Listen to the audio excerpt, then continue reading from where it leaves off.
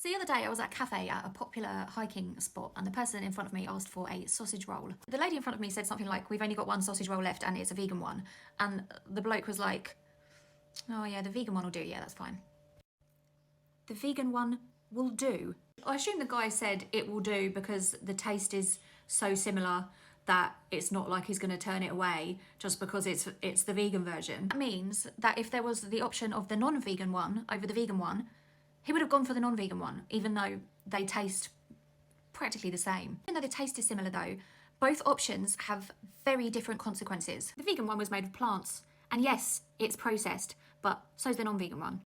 The non-vegan one involved dragging a sentient life into existence via the R word through a mother who spends half her life in a cage known as a farrowing crate that's so small she can't even turn around, and then mutilating and enslaving that sentient life for a very short and very miserable period of around 5-6 months. Then eventually that sentient being is loaded onto a truck, which may or may not be the first time in their life they've seen sunlight.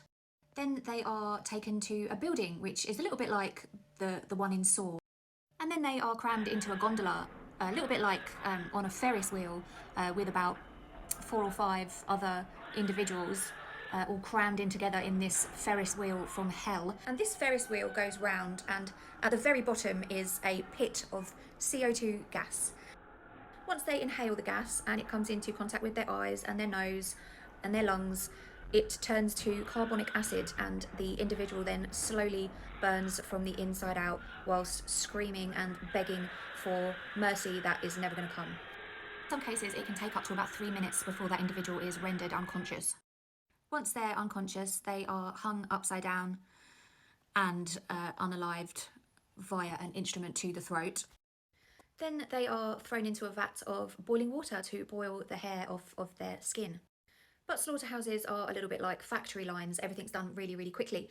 Sometimes the jugular vein isn't caught when the instrument goes across their throat, and they often regain consciousness while they're still in the vat of boiling water.